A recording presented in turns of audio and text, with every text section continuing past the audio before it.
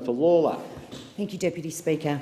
And I rise to also send my condolences to the British public and to Jo Cox's family, Deputy Speaker.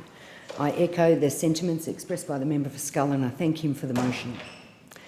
In particular, the sentiments expressed by the member for Scullin around the notion that it's important that in this place Jo Cox's death be marked, Deputy Speaker. And for me, that is a very personal thing. Deputy Speaker, on the morning I heard of Jo's death, and across that day, I made contact with many people. The member for Griffith was one, the member for Hotham another, and I sent a text to former Prime Minister Julia Gillard.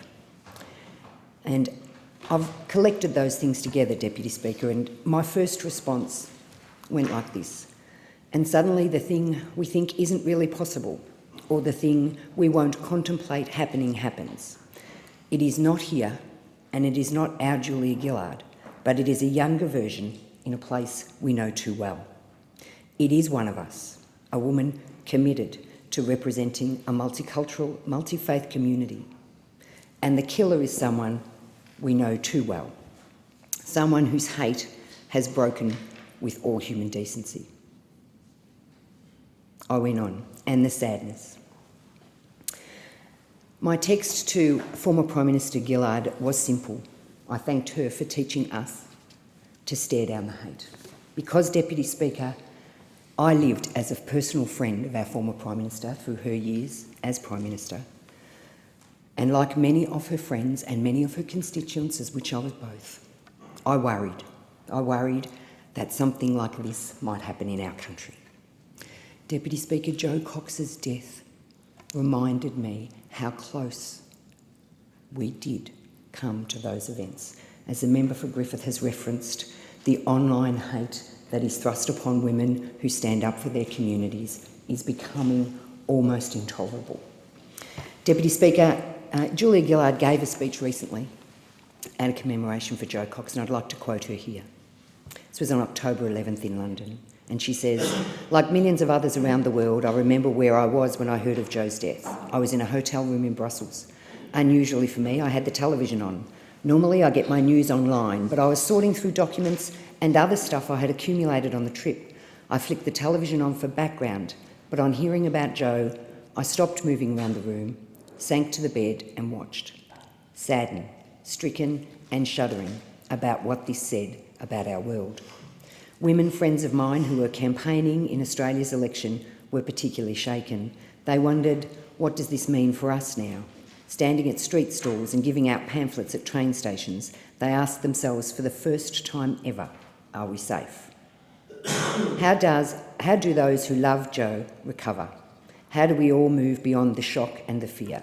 My answer is that while we must farewell Jo, we must never farewell the values that defined her. Deputy Speaker, I think in those words, our former Prime Minister captures a lot of the thoughts that we had across that day. And like the member for Griffith and like the member for Scullin, we were campaigning, as were those opposite, and we picked up our bags that day and we headed out. And we said hello to our constituents because ultimately, like Jo, we believed that most people are good. And we believe that the things that we fight for are important. And so we stood. The links to Jo Cox for me, Deputy Speaker, are also there in her maiden speech, where if I tweak a few of the words, I could be speaking about Lalor. She said, Batley and Spen is a gathering of typically independent, no-nonsense and proud Yorkshire towns and villages. Our communities have been deeply enhanced by immigration, be it of Irish Catholics across the constituency or of Muslims from Gujarat in India or from Pakistan, principally from Kashmir. While we celebrate our diversity, what surprises me time and time again as I travel around the constituency is that we are far more united and have far more in common than that which divides us. I am Batley and Spen, born and bred, and I could not be prouder of that. I am proud that I was made in Yorkshire, and I am proud of the things we make in Yorkshire. Britain should be proud of that too. I look forward to representing the great people of Batley and Spen here over the next 5 years. Deputy Speaker, the death of Jo Cox was an absolute tragedy. I hope that her death serves to remind us of why we serve, and I hope that it serves the community to remind them of why we serve.